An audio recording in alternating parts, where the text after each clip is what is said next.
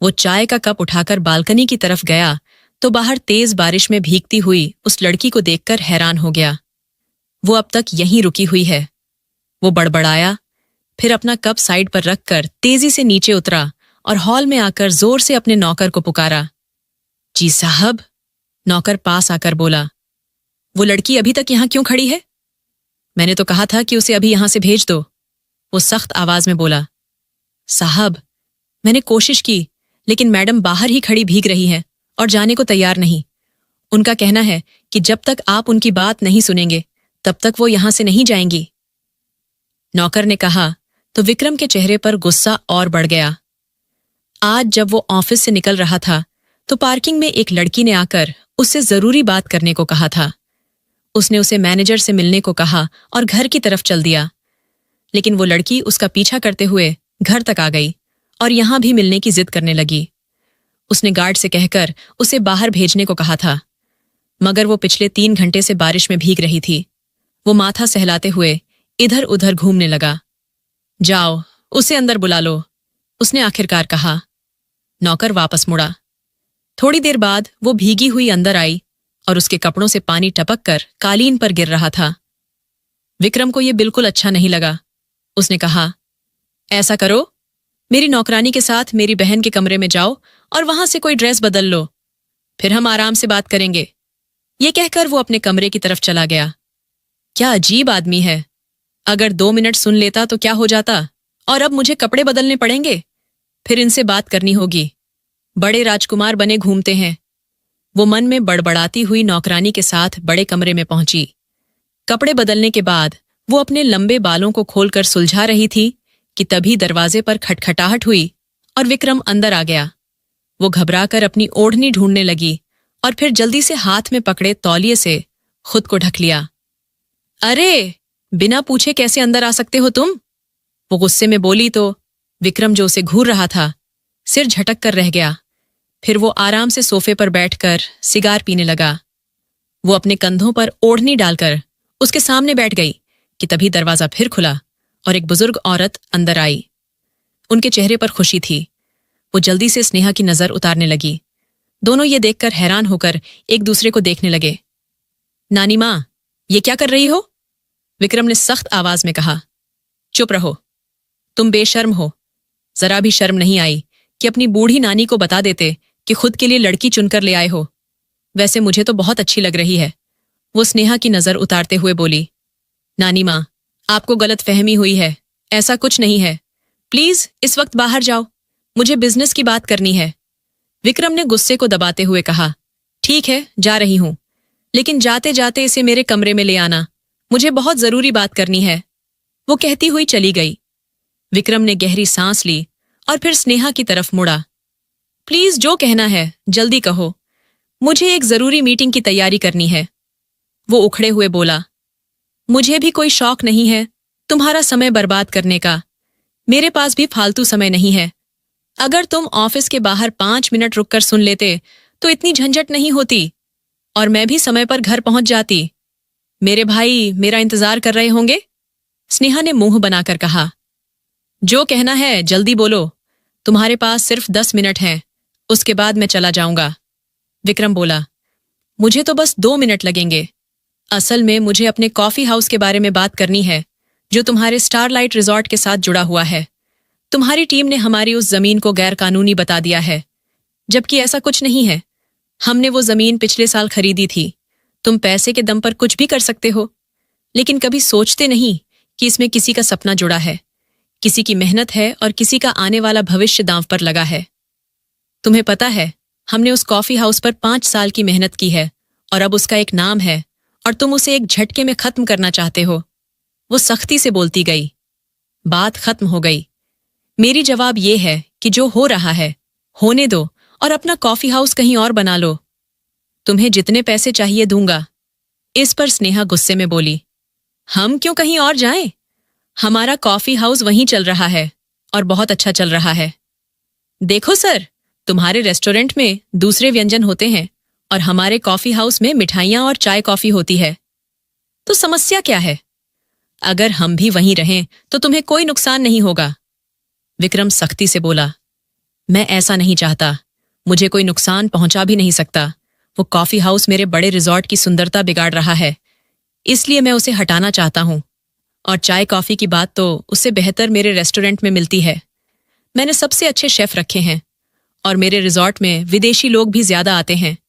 मैं नहीं चाहता कि मेरे रेस्टोरेंट में किसी तरह की कोई कमी दिखे। बाकी तुम्हें जितने पैसे चाहिए देने को तैयार हूं। स्नेहा का आवाज और सख्त हो गया। हमें तुम्हारी दया नहीं चाहिए सर, हमें अपना हक चाहिए और मैं इस कॉफी हाउस को वहां से कभी नहीं हटने दूंगी। बस जो कहना था कह लिया। अब तुम जा सकती हो, मैं और कोई झगड़ा नहीं चाहता। विक्रम उठते हुए बोला। स्नेहा इस बार गिड़गिड़ाती हुई बोली, मेरे भाई ने इस कॉफी हाउस के लिए बहुत मेहनत की है, प्लीज सर उनके सपनों को मत तोड़ो। विक्रम ने घड़ी देखी और सख्त आवाज में बोला, मिस स्नेहा, तुम जो भी हो यहां से जा सकती हो। 10 मिनट पूरे हो चुके हैं और जाते हुए नानी माँ से मिल लेना। ये कहकर वो बाहर निकल गया। स्नेहा उदास होकर उठी और घर जाने लगी कि नौकरानी ने उसे रोका और साथ चलने को कहा। वो उसके साथ नानी माँ के कमरे में पहुंची। राधा जी उसी का इंतजार कर रही थीं। उसे पास बुलाकर न जाने कितनी बातें करने लगीं। वो अपनी अकेलापन और तन्हाई का जिक्र कर रही थीं और स्नेहा चुपचाप सिर झुकाए सुन रही थी। स्नेहा उनके दर्द को महसूस कर रही थी।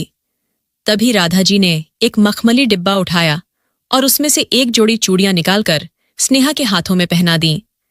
स्नेहा हैरान होकर उन चूड़ियों को देख रही थी। उसने घबराकर पूछा, ये आप क्या कर रही हो नानी माँ?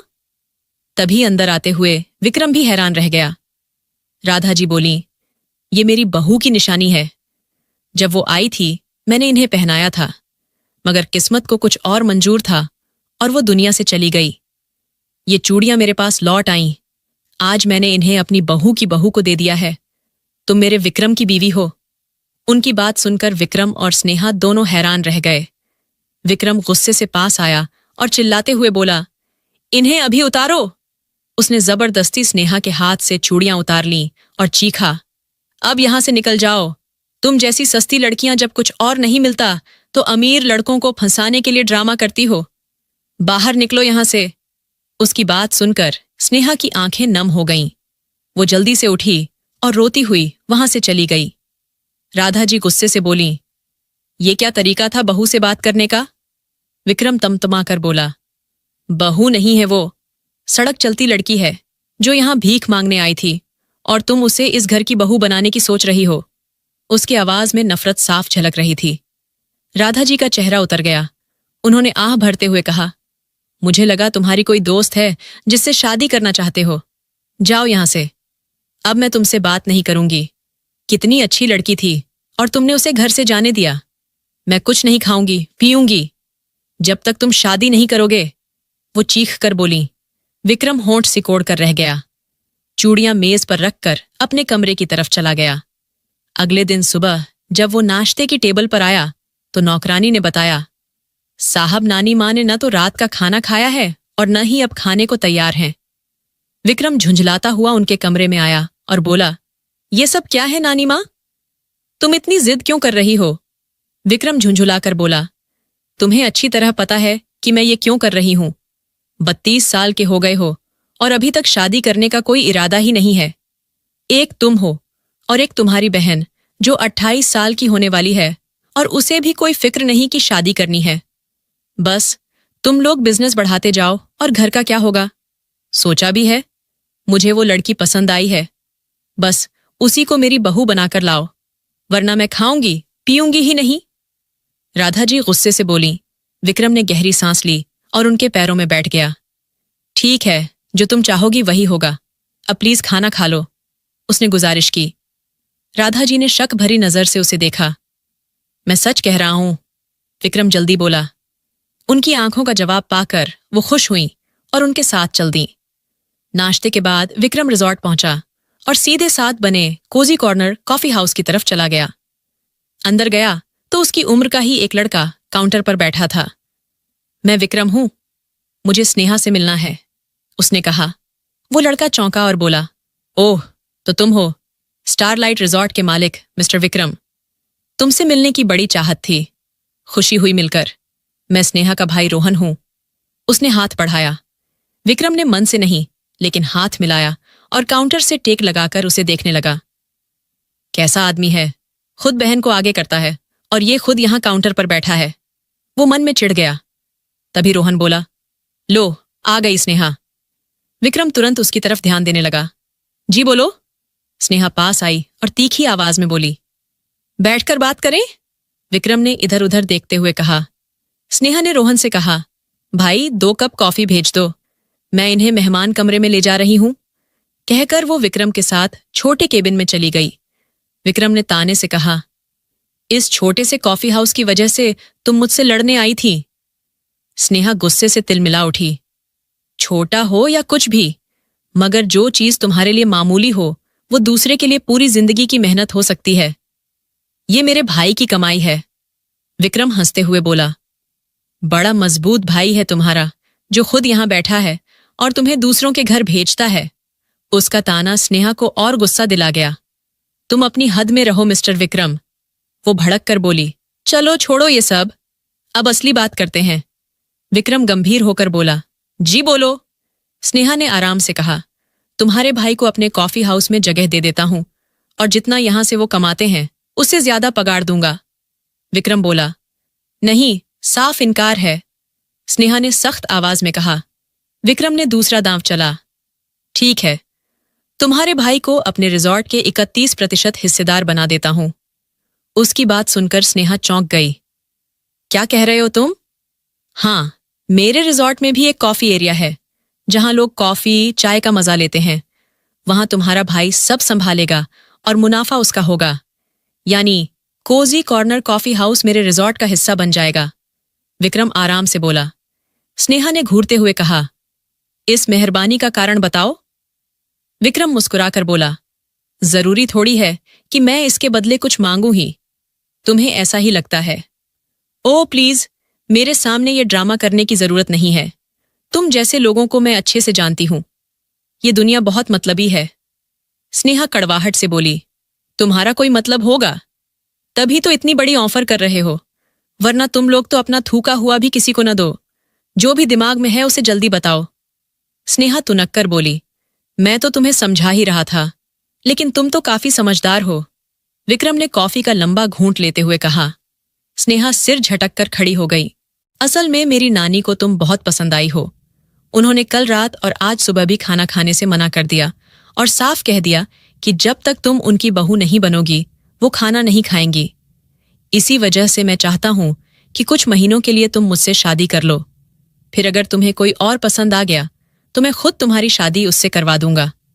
उसके बाद तुम अपनी राह और मैं अपनी राह। विक्रम आराम से बोला, तुम बेहद घटिया इंसान हो। मुझे तुमसे बात ही नहीं करनी चाहिए। तुम यहां से जा सकते हो। स्नेहा गुस्से से बोली और झटके से उठ खड़ी हुई, मगर विक्रम ने जल्दी से उसका हाथ पकड़ लिया। तुम अपने भाई के लिए कुछ भी कर सकती हो ना, तो इतना भी नहीं कर सकती। क्या तुम उसके सपनों को तोड़ोगी? आज रात तक अच्छे से सोच लो, फिर अपना फैसला बता देना। और हां, इस शादी के बदले में तुम्हें करोड़ों रुपये का हक मिलेगा। विक्रम ने चश्मा लगाते हुए कहा। स्नेहा उसके करोड़ों की बात पर चुप रह गई। उसके जाने के बाद वो थक कर सोफे पर बैठ गई। तभी रोहन अपनी बैसाखियों के सहारे अंदर आया। अरे भाई, तुम क्यों आए? मुझे बुला लिया होता। स्नेहा तुरंत उसे पकड़कर कुर्सी पर बिठाने लगी। विक्रम क्या कह रहा था? क्या वो हमारे कॉफी हाउस को छोड़ने के लिए राजी है? रोहन ने उम्मीद से पूछा। जी भाई, तुम्हारा एक और सपना पूरा होने जा रहा है, बिजनेस पार्टनर बनने का। विक्रम तुम्हें अपने रिजॉर्ट के 31% हिस्से दे रहा है। स्नेहा ने चेहरे पर मुस्कान लगाते हुए कहा। क्या वो ऐसा क्यों करेगा? रोहन हैरान हुआ, क्योंकि वो मुझसे प्यार करता है और मेरे प्यार में ये सब कर रहा है। स्नेहा ने मुश्किल से झूठ बोला, मगर उसे सामने सिर्फ अपने भाई का भविष्य दिख रहा था। उसे उम्मीद थी कि अगर बहुत पैसा मिल गया तो भाई का ऑपरेशन हो जाएगा और वो बैसाखियों के बिना चल पाएंगे और ये पैसा विक्रम से हक के रूप में मिल सकता था। ओह, मुझे तो यकीन ही नहीं हो रहा। विक्रम तुमसे सच में प्यार करता है। मैं बहुत खुश हूं। तुम्हारे लिए हमेशा ऐसा ही साथी सोचा था। रोहन की खुशी का ठिकाना नहीं रहा। कुछ देर बाद स्नेहा ने विक्रम का दिया कार्ड उठाया और उसका नंबर डायल कर हाँ कह दिया। अगले ही दिन सादगी से उनकी शादी हुई। विक्रम पूरी तैयारी के साथ अपनी बहन प्रिया और अपने कर्मचारियों के साथ छोटी बारात लेकर स्नेहा के घर पहुंच गया। ये छोटी सी बारात जब वहां पहुंची तो रोहन ने उनका स्वागत किया। विक्रम उसे देखकर एकदम हैरान रह गया और उसे तभी समझ आ गया कि स्नेहा क्यों उसके पास आई थी। यानी रोहन लाचार था, इसीलिए अपनी बहन को भेजा था। मन ही मन अपनी बदतमीजी पर उसे शर्म आई। उसे उस दिन की बात भी याद आई जब उसने कॉफी हाउस में स्नेहा पर शक किया था। कुछ ही देर में दोनों की शादी हुई और फिर विदाई करवाकर विक्रम उसे अपने विला में ले आया। राधा जी की खुशी का ठिकाना नहीं था।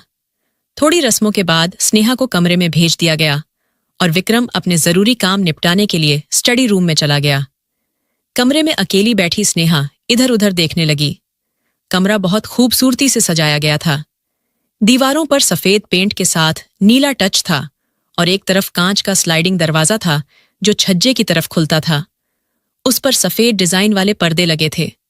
सारा सामान बहुत महंगा और मॉडर्न था। हर चीज से मालिक की पसंद और हैसियत साफ दिख रही थी। फूलों की खुशबू से माहौल महक रहा था। बड़ा बेड बहुत अच्छा लग रहा था। स्नेहा पिछले 1 घंटे से उसी पर बैठी थी।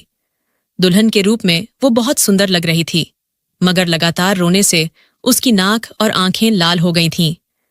चेहरे पर थकान और बेबसी साफ नजर आ रही थी। सुबह से उसने सिर्फ 2 गिलास जूस पिया था। भूख से पेट में दर्द होने लगा था। तभी दरवाजे की आवाज पर वो चौंक कर देखने लगी तो विक्रम अंदर आया। तो कैसा लग रहा है मिसेस विक्रम कुमार बनकर? जिस आदमी का चेहरा देखना भी नहीं चाहती थी उसकी बीवी बन गई। लगता है जैसे किसी की बदुआ लग गई हो। विक्रम ने ताना मारा। स्नेहा दुखी होकर बोली, मैंने तो तुमसे कुछ कहा ही नहीं, मगर तुम्हें लगता है मुझसे उलझने का शौक है। लेकिन खैर, मैं भी तुम्हारा मुकाबला करूंगी। विक्रम हंसकर बोला, ओह, तुम मुझसे मुकाबला करोगी? स्नेहा ने मजबूती से कहा, हाँ, और तुम पछताओगे। मुझे यहां लाने पर देखते जाओ। ये कहकर वो बदलने के कमरे की तरफ चली गई। विक्रम उसकी जिद और तेवर देखकर माथा पकड़कर सोच में पड़ गया। इस लड़की के दिमाग में क्या चल रहा है? अपने भाई को मेरे रिजॉर्ट के हिस्से दिलवा दिए, फिर भी नखरे कम नहीं हैं। खैर, मैं भी देखता हूं क्या करती है। थोड़ी देर बाद वो भी बदलने के कमरे से निकलकर बेड पर लेट गया। उसके मन में सवाल घूम रहे थे कि स्नेहा आखिर चाहती क्या है। जब उसकी आंख खुली तो उसने साइड से फोन उठाया और करवट बदलते हुए बड़बड़ाने लगा। स्नेहा अब तक गहरी नींद में थी। वो बहुत सुंदर लग रही थी। विक्रम ने उसके चेहरे से बाल हटाते हुए सोचा, इतनी जहर उगलती है, इतनी कड़वी बोलती है, और ये चेहरा इतनी मासूमियत। उसका हाथ आगे बढ़ा, फिर रुक गया। नहीं, अभी नहीं, जो भी करना है समय के साथ करेंगे, हमारे पास बहुत समय है। मुस्कुराते हुए वो उठकर बाथरूम चला गया। जैसे ही वो अंदर गया, स्नेहा तेजी से उठी और जाकर बाथरूम का पानी बंद कर दिया। फिर कान लगाकर दरवाजे के पास खड़ी हो गई। अंदर विक्रम शैम्पू कर रहा था कि अचानक पानी रुक गया। वो चिढ़कर आवाज देने लगा और दरवाजा खोलकर बाहर निकला तो तौलिए से सिर पोंछते हुए गुस्से में था। स्नेहा मुश्किल से अपनी हंसी रोक रही थी और सोफे पर बैठकर मासूम बन रही थी। मैगजीन देखने लगी। कब से तुम्हें आवाज दे रहा हूं मैं? सुनाई नहीं देता क्या? विक्रम चिढ़े हुए बोला। फिर इंटरकॉम से नौकर को पंप चलाने को कहा, मगर नौकर ने बताया कि पंप तो पहले ही चल रहा है। ये सुनकर विक्रम कुछ सोच में पड़ गया। वो ऊपर तेजी से छत की तरफ गया तो वहां का वाल्व बंद था। 1 मिनट में ही उसे पूरा मामला समझ आ गया। इस शरारत की क्या सफाई दोगी तुम? वो झुककर स्नेहा का हाथ पकड़ते हुए गुस्से में बोला, मुझे क्या पता किस शरारत की बात कर रहे हो? स्नेहा ने अनजान बनने की कोशिश की। मैं उस वाल्व को बंद करने वाली घटिया शरारत की बात कर रहा हूं। विक्रम गुस्से में आया। मुझे क्या मालूम कौन सा वाल्व? तुम्हारे पापा को पता होगा शायद, जाकर उनसे पूछ लो, स्नेहा ने ताने से कहा। विक्रम उसे घूरता रहा मगर चुप हो गया। अपना मुंह बंद करो स्नेहा, अभी से सिर चढ़ रही हो। विक्रम गुस्से में बोला। वाह, तो अब तुम्हें बर्दाश्त नहीं हो रहा। स्नेहा उसे चिढ़ाते हुए उसके सामने खड़ी हो गई। अगर तुम्हें लगता है कि ऐसी शरारतों से मैं तुम्हें आजाद कर दूंगा तो भूल जाओ। अब तुम्हें मेरी जवाबी कार्रवाई के लिए तैयार रहना होगा। विक्रम ने मुस्कुराते हुए उसके गाल पर हल्की थपकी दी। स्नेहा का चेहरा उतर गया। जंग की शुरुआत हो चुकी थी और विक्रम भी अब उसमें शामिल होने वाला था। इंतजार करो मेरी जवाबी का। विक्रम ताना मारते हुए कमरे से बाहर चला गया। स्नेहा सोच में पड़ गई, ये क्या करेगा? फिर धीरे धीरे उसने अलमारी खोली और मन ही मन सोचने लगी। शाम के 4 बज रहे थे जब विक्रम कमरे में आया। सफेद शर्ट, नीली टाई, आस्तीन चढ़ाई हुई, बालों में जेल लगाया हुआ, बहुत स्मार्ट लग रहा था। स्नेहा के मन में जलन सी हुई कि घर पर भी इतना सजा धजा क्यों घूमता है, मगर उसने मन में बुदबुदाया। आवाज इतनी धीमी थी कि विक्रम ने सुनी ही नहीं। क्या समस्या है इस ड्रेस में? गहरा गुलाबी रंग कौन पहनता है? दिमाग खराब हो गया है तुम्हारा? फैशन की समझ नहीं है क्या? स्नेहा ने खींचकर कहा। विक्रम ने दरवाजा बंद करते हुए जोर से कहा, जो भी है अब यही पहनना है। आज ही रिसेप्शन है, 2 दिन बाद नहीं। वैसे ही बहुत समय बर्बाद कर चुकी हो, उठो और बदलो। वो उंगली से इशारा करते हुए बोला, मुझे नहीं पहनना, ये जबरदस्ती है क्या? स्नेहा उठकर बोली, हाँ जबरदस्ती है, और अगर और झगड़ा किया तो समझाऊंगा जबरदस्ती क्या होती है। विक्रम ने उसका हाथ पकड़कर अपने पास खींच लिया। उसकी आंखें गुस्से से लाल हो रही थीं। मेरा हाथ छोड़ो। स्नेहा पीछे हटना चाहती थी, मगर विक्रम की मजबूत पकड़ ने उसे रोक रखा था। एक पल लगेगा मुझे तुम्हें काबू में करने में। नरमी से पेश आ रहा हूं, मगर यह तुम्हें सूट नहीं कर रहा। विक्रम उसके कान के पास आकर बोला। उसका इतना पास आना स्नेहा को परेशान कर गया। उसने विक्रम के ऊपर हाथ रखकर उसे पीछे करने की कोशिश की। विक्रम हंसते हुए बोला, अभी तो कुछ किया भी नहीं, इतनी जल्दी डर गई? तुम्हारे चेहरे के बदलते रंग साफ बता रहे हैं, डरती नहीं हूं मैं तुमसे। स्नेहा खुद को संभालते हुए बोली और फिर से अपना हाथ छुड़ाने लगी। समय की कमी है, वरना अभी दिखा देता तुम्हें। विक्रम मुस्कुराता हुआ बोला और आखिर उसने पकड़ ढीली कर दी। स्नेहा अपने हाथ छुड़ाकर बाल कान के पीछे करती अलमारी में देखने लगी। उसके लंबे बाल कमर तक लहरा रहे थे। तुम्हारे बाल बहुत लंबे हैं, अगर कोई कहे इन्हें छोटा करो तो मना कर देना, क्योंकि मुझे ये पसंद है। विक्रम आराम से बोला, मगर मुझे बिल्कुल पसंद नहीं। मैं इन्हें कटवाऊंगी और तुम्हारी बात नहीं मानूंगी। स्नेहा ने तुनक कर कहा। विक्रम मुस्कुराया, मैं एक ही बार में तुम्हें सीधा कर दूंगा, अगर न मानी तो करके दिखाओ। विक्रम ने सवाल करते हुए स्नेहा की तरफ कदम बढ़ाए तो वो झटके से उछल पड़ी। वो उसे घूर रही थी। मुझे उम्मीद है कि दोबारा तुम ये शरारत नहीं करोगी, विक्रम ने पीछे हटते हुए कहा। उसकी गेहूंई रंगत और काले बाल उसे और आकर्षक बना रहे थे। ये राज स्नेहा पर उसी वक्त खुला था कि बिना कोशिश के ही वो उसके दिल में उतरता जा रहा है। सबूत थी विक्रम की नजरें, जो उस पर से हटने का नाम ही नहीं ले रही थीं। जब वो दरवाजे तक पहुंचा तो स्नेहा उसे रोके बिना घूर रही थी। घबराकर उसने नजरें फेर लीं। कब विक्रम उसके पास आया उसे पता ही नहीं चला। ये क्या बदतमीजी है? स्नेहा चिल्लाई। विक्रम मुस्कुराया, इस जंग की शुरुआत तुमने की थी, अब मेरी बारी आई तो दुख हो रहा है। वो और पास हो गया। तुम पीछे हटकर बात क्यों नहीं कर सकते? स्नेहा ने उसे धक्का देने की कोशिश की।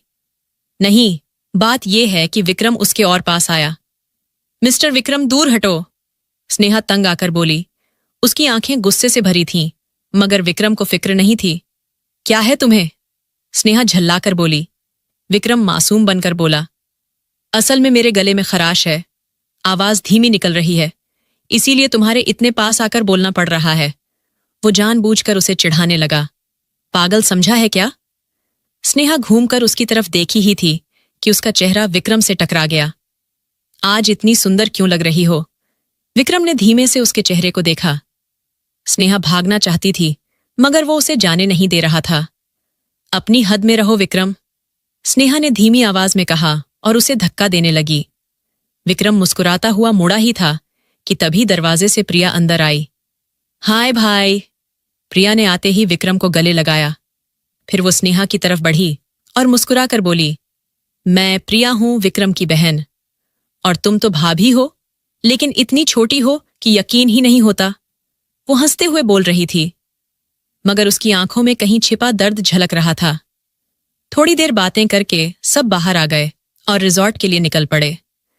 स्टेज पर पहुंचकर भी स्नेहा की नजरें सिर्फ रोहन को ढूंढ रही थीं, जबकि विक्रम बार बार उसे छेड़ रहा था। वो सीरियस दिखने वाला विक्रम आज जाने कहाँ खो गया था। स्नेहा को यह सब अलग मजा दे रहा था, क्योंकि पहली बार कोई उससे उलझ रहा था, वरना सब तो उससे डरते थे। प्रिया अपनी ही धुन में आगे बढ़ रही थी कि अचानक किसी से टकरा गई। वो गिरती, इससे पहले ही किसी ने उसे संभाला। प्रिया ने जैसे ही ऊपर देखा तो उसकी सांसें थम गईं।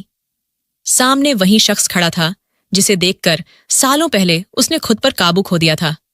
वो था रोहन। प्रिया के कानों में फिर वही धड़कनें गूंजने लगीं। तुम ठीक हो? रोहन ने उसके कंधे पकड़ते हुए पूछा। प्रिया धीरे से बोली, जी, मैं प्रिया विक्रम कुमार की बहन। ओह, मैं रोहन, विक्रम की बीवी का भाई। रोहन ने अपना इंट्रो दिया।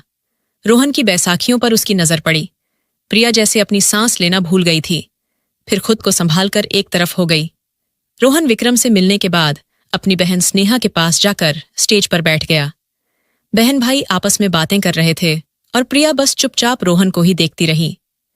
फंक्शन से फुर्सत मिलने के बाद प्रिया घर लौटी। आईने में खुद को देखकर होंठ दबाने लगी। ये क्या हो गया मुझसे?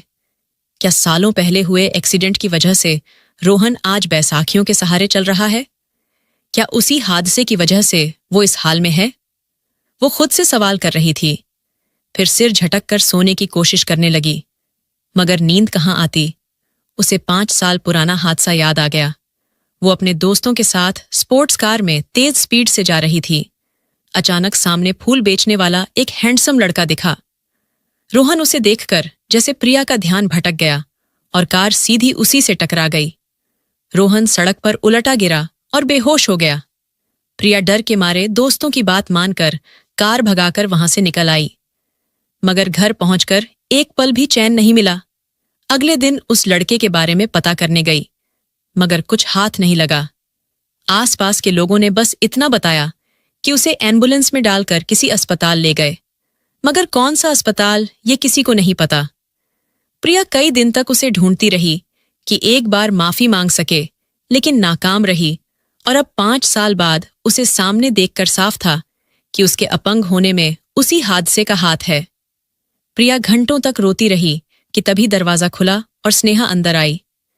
प्रिया ने सिर उठाकर लाल आंखों से उसे देखा। स्नेहा बोली, क्या हुआ? तुम्हारे कमरे से रोने की आवाज आ रही थी। प्रिया ने जल्दी से ओढ़नी से आंसू पोंछे और सीधी होकर बैठ गई। कुछ नहीं, मैं ठीक हूं। तुम यहां क्यों आई? सोई नहीं अब तक? प्रिया ने हल्की मुस्कान देकर पूछा। नहीं, बस सोने ही जा रही थी, लेकिन दिल परेशान है। भाई को वहां अकेला छोड़ आई हूं। समझ ही नहीं आ रहा क्या करूं। उनसे कह रही थी कि शादी कर लो, लेकिन वो मानते ही नहीं। कहते हैं कि इस हाल में उनसे कौन शादी करेगा। मैं उन्हें समझाती हूं कि ये बस कुछ दिनों की बात है, ऑपरेशन के बाद सब ठीक हो जाएगा, लेकिन वो कहते हैं कंफर्म नहीं है और किसी की जिंदगी बर्बाद नहीं करना चाहते। मगर मुझे टेंशन ये है कि वो अकेले हैं और कभी कभी उनकी टांग में इतना तेज दर्द होता है कि चीख निकल जाती है। स्नेहा उदास होकर बोली। प्रिया ने हिम्मत जुटाकर पूछा, तुम्हारे भाई के साथ ये सब कैसे हुआ? स्नेहा ने गहरी सांस ली और बोली, आज से 5 साल पहले मेरे बर्थडे पर भाई मेरे लिए फूल लेने गए थे। तभी किसी अमीर लड़की ने अपनी कार से उन्हें टक्कर मारी और इस हाल में पहुंचा दिया। लोगों ने इतना ही बताया कि वो कोई लड़की थी, मगर कौन थी ये कोई नहीं जानता। अगर मुझे पता चलता तो मैं चुप नहीं बैठती। भाई की सगाई भी टूट गई और यही वजह है कि वो अब शादी नहीं करना चाहते। वो अपनी मंगेतर से बहुत प्यार करते थे, मगर उसने भी इस मुसीबत में उन्हें छोड़ दिया। तब से भाई को यकीन ही नहीं हो रहा कि कोई उनका साथ देगा। स्नेहा की आंखों में आंसू थे और प्रिया खुद को कोसने लगी कि उसी की वजह से रोहन की जिंदगी इस मोड़ पर आ गई। फिर स्नेहा विक्रम के कमरे में पानी का जग रखकर सोने चली गई। विक्रम लैपटॉप पर काम कर रहा था, मगर स्नेहा के आते ही उसने लैपटॉप बंद कर दिया। बेड के पास वो आया और धीरे से उसके कंधे पर हाथ रखा। सुनो, मुझे एक जरूरी बात कहनी है। स्नेहा ने करवट बदलकर कहा। जी बोलो, विक्रम ने सीरियस आवाज में कहा। मुझे लगता है हमें अपनी जिंदगी आगे बढ़ानी चाहिए। स्नेहा चौंक कर बोली, तुम भूल रहे हो कि ये शादी सिर्फ नानी माँ की वजह से है। तो फिर क्यों? विक्रम ने गहरी सांस ली। मुझे लगता है मेरी जिंदगी रुक गई है। अब सुकून चाहता हूं, और कहते हैं कि बीवी सुकून का जरिया होती है। उसने स्नेहा का हाथ पकड़ा। स्नेहा शर्माकर बोली, हाथ छोड़ो मेरा, मुझे तुमसे कोई बात नहीं करनी। विक्रम ने समझाते हुए कहा, ठीक है, मानता हूं कि मैंने गलत कहा, मगर अब उस कॉन्ट्रैक्ट को खत्म करना चाहता हूं। स्नेहा ने झटके से हाथ छुड़ाया और करवट लेकर सो गई। विक्रम को गुस्सा तो बहुत आया, मगर उसने चुप रहना बेहतर समझा। सुबह स्नेहा की नजर विक्रम पर पड़ी, जो मासूम लग रहा था। सोते हुए मन ही मन बोली, इतना हैंडसम लड़का, मगर इतना रूखा भी। तभी विक्रम ने आंखें खोली और बोला, अगर मेरे दर्शन से फुर्सत हो तो मैं आंखें खोल लूं। स्नेहा चौंक पड़ी। वो जाने लगी, मगर विक्रम ने खींचकर उसे रोक लिया और शरारती मुस्कान से बोला, चीटर तुम हो, छिपकर देख रही थी मुझे। स्नेहा गुस्से में उठ गई, मगर विक्रम ने उसके बालों से क्लिप निकालकर कहा, प्यार करता हूं, समझ नहीं आता क्या। स्नेहा शर्माकर बाथरूम में चली गई। विक्रम मुस्कुराता रह गया। विक्रम तैयार होने के बाद उसके साथ नीचे आया तो प्रिया किचन में नाश्ता बना रही थी। हाय, गुड मॉर्निंग, प्रिया ने कहा। क्या बात है, मेरी शेफ आज स्पेशल नाश्ता बनाने में लगी हुई है? विक्रम ने मुस्कुराते हुए पूछा तो प्रिया धीमे से मुस्कुरा दी। मैं तुम्हारी मदद करूं? स्नेहा ने हिचकिचाते हुए पूछा। बिल्कुल नहीं, मेरी जान, अभी शादी को 3 दिन हुए हैं और हमारे यहां 1 महीने तक बहू किचन का कोई काम नहीं करती, विक्रम ने हंसते हुए कहा। स्नेहा ने हैरान होकर कहा, यह कैसा लॉजिक हुआ? जिसको करने का शौक है वो क्या करे? स्नेहा मुंह सिकोड़कर बोली, अगर करने का इतना शौक है तो चलो, उठो और अपने भाई के साथ कॉफी हाउस में जाकर मदद करो, क्योंकि आज मेरी बहुत स्पेशल गेस्ट आने वाली है। उन्हें कॉफी ऐसे सर्व करनी है कि फैन हो जाएं, और तुम्हारा भाई कॉफी तो बहुत अच्छी बनाता है। विक्रम ने मुस्कुराकर कहा तो स्नेहा एकदम चौंक कर उसे देखने लगी। रोहन का कॉफी हाउस मतलब तुम्हारे रेस्टोरेंट में काम करते हैं ना इनके भाई? प्रिया ने अचानक पूछ लिया। हाँ बिल्कुल, वो मेरा बिजनेस पार्टनर है, विक्रम ने कहा तो प्रिया के चेहरे पर खुशी साफ दिखने लगी। उसे ये सोचकर अच्छा लगा कि आज जब रिजॉर्ट जाएगी तो रोहन को देख पाएगी। नाश्ता करने के बाद वो तीनों रेस्टोरेंट के लिए निकल आए। विक्रम के और भी कई रेस्टोरेंट थे, मगर वो ज्यादातर समय उस नए वाले रेस्टोरेंट को दे रहा था। वहां पहुंचकर सीधे विक्रम कॉफी एरिया में आए। गुड मॉर्निंग भाई, स्नेहा ने हंसकर कहा तो उसी वक्त रोहन मुस्कुराता हुआ सामने आया और प्रिया का दिल उसकी मुस्कुराहट में अटक गया। वो जब भी मुस्कुराता था तो लगता था जैसे फूल खिलते हों। विक्रम ने कहा, हम नाश्ता करके आए हैं और हमें चाय पीनी है, प्लीज जरा जल्दी चाय पिला दो। रोहन ने सिर हिलाया और अपने असिस्टेंट को लेकर आगे बढ़ गया।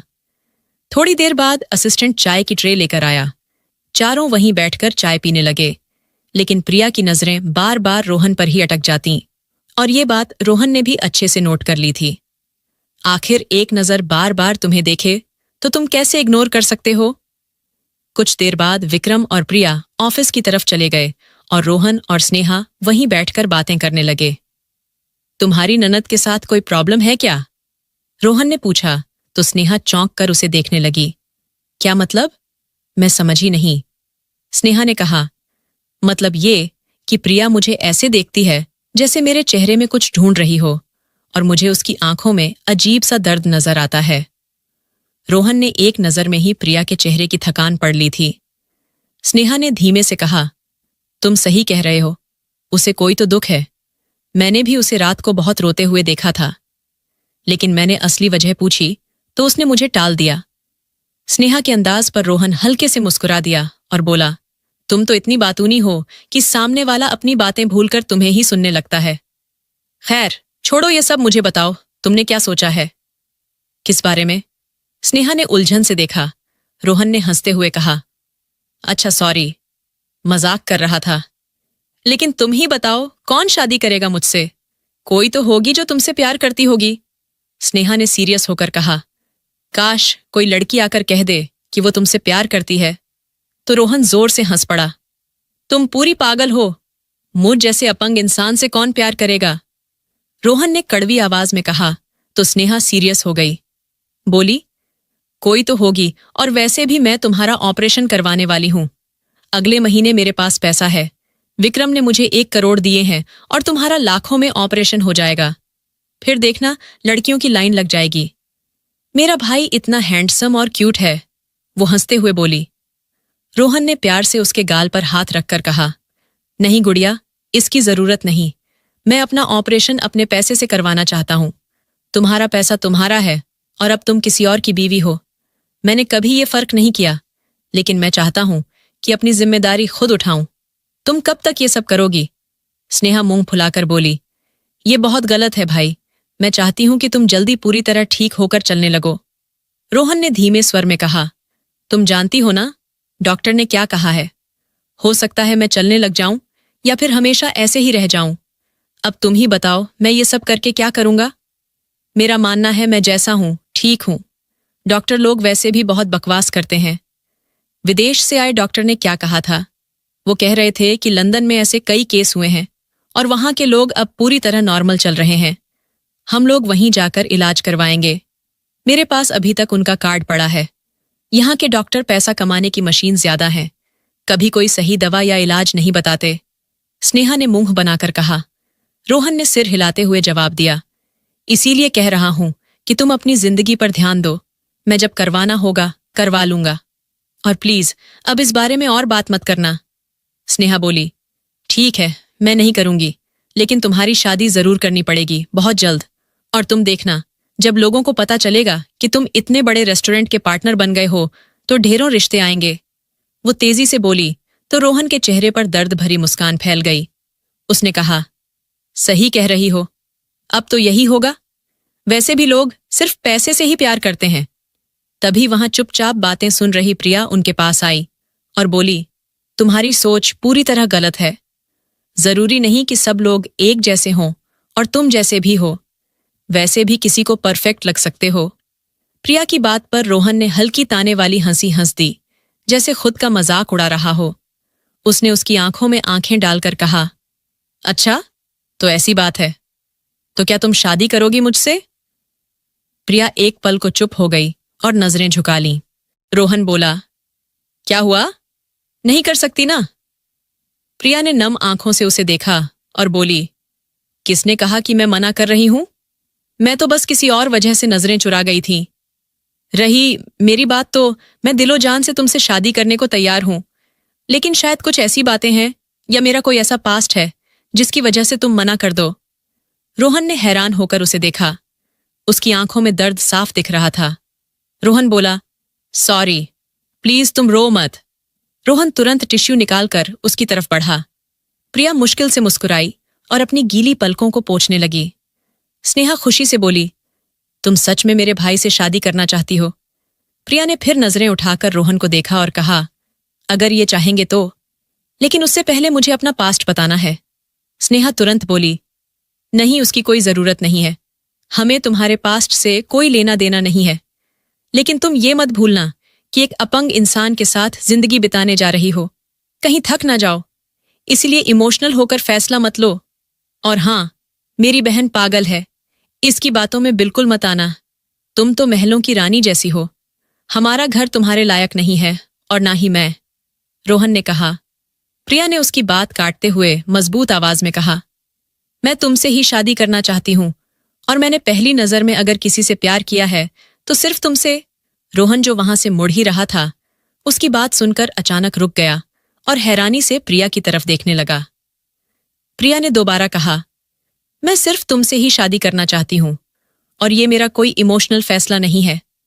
अगर तुम नहीं मानते तो कोई बात नहीं, मैं तुम्हें मजबूर नहीं करूंगी। प्रिया अपनी गीली आंखें पोंछते हुए उठी और वहां से तेजी से निकल गई। भाई, इसका मतलब है कि मेरे रिसेप्शन वाले दिन जब तुम दोनों की मुलाकात हुई थी और वो तुमसे टकरा गई थी, तभी से उन्हें तुमसे प्यार हो गया था। स्नेहा एक्साइटेड होकर बोली। रोहन कभी दरवाजे को देख रहे थे, कभी सोच में डूबी प्रिया को याद कर रहे थे। ऐसे कैसे प्यार हो सकता है मुझसे, मुंह जैसे अपंग इंसान से? रोहन ने उलझकर कहा। स्नेहा झट से बोली, ये बहुत गलत बात है भाई। अब उन पर शक मत करो। अगर किसी को सच में प्यार हो जाए तो उसके लिए छोटे मोटे ऐब मायने नहीं रखते। सच्चा प्यार करने वाले दिल देखते हैं, हालात नहीं। रोहन ने माथा खुजाया। अच्छा बाबा, ठीक है, लड़ क्यों रही हो? सोचता हूं, कहकर वो अपने काम में लग गया, लेकिन ध्यान पूरा प्रिया की तरफ ही अटका रहा। सालों बाद दिल में किसी के लिए तड़प उठी थी। कुछ अजीब सा लग रहा था कि कोई उससे प्यार करता है। उधर प्रिया घर जाकर यही सब सोचती रही। तभी दरवाजा खटखटाकर विक्रम अंदर आया। तुमने खाना नहीं खाया? और नानी माँ बता रही थी कि तुम बहुत रो रही थी। प्रॉब्लम क्या है? विक्रम उसके पास बैठते हुए बोला। प्रिया ने धीमी आवाज में कहा, मैंने रोहन को प्रपोज कर दिया है। क्या? विक्रम उछल पड़ा। तुम्हारा दिमाग खराब है। ऐसे कैसे एक अपंग इंसान से शादी कर सकती हो? और फिर वो हमारी सोसाइटी का भी नहीं है? विक्रम गुस्से से बोले। प्रिया ने तीखी आवाज में कहा, लेकिन मैं उनसे प्यार करती हूं, और प्लीज आगे से उन्हें अपंग मत कहना। विक्रम झुंझला गया। तुम्हें हो क्या गया है प्रिया? कैसे कर सकती हो ये सब? प्रिया की आंखें भर आईं। वो अपंग भी तो मेरी वजह से हुए हैं। विक्रम हैरान रह गया। मतलब? प्रिया की आवाज भारी हो गई। आज से 5 साल पहले जिस इंसान का एक्सीडेंट मेरी कार से हुआ था, वो और कोई नहीं रोहन थे। ये सुनते ही दरवाजे पर खड़ी स्नेहा के हाथ से कॉफी की ट्रे गिर पड़ी। वो फटी आंखों से प्रिया को देखती रही और आंसू उसके गालों पर बह निकले। प्रिया उसकी तरफ बढ़ी। स्नेहा सुनो। लेकिन वो सिर हिलाकर भागी और अपने कमरे में चली गई। कुछ देर बाद विक्रम और प्रिया उसके कमरे में गए। स्नेहा तकिए पर मुंह छिपाए जोर जोर से रो रही थी। प्रिया रोते हुए बोली, सॉरी स्नेहा, प्लीज मुझसे नफरत मत करना। उस हादसे की शर्मिंदगी सालों से मुझे अंदर ही अंदर खा रही है। स्नेहा आंसू पोंछते हुए उठी। जानती हो, मेरे भाई ने क्या क्या सहा है। अपना प्यार खो दिया उन्होंने। जिस लड़की से शादी करने वाले थे, उसने उन्हें अपंग देखकर छोड़ दिया।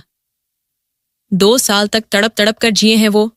मैंने अपने भाई को संभालने में क्या क्या सहा, सिर्फ मैं जानती हूं। और अब सालों बाद उनकी जिंदगी में रोशनी आई है। तुम्हारे प्रपोज ने उन्हें उम्मीद दी है। लेकिन भाई को क्या पता कि ये सब तुम अपनी पुरानी गलती को मिटाने के लिए कर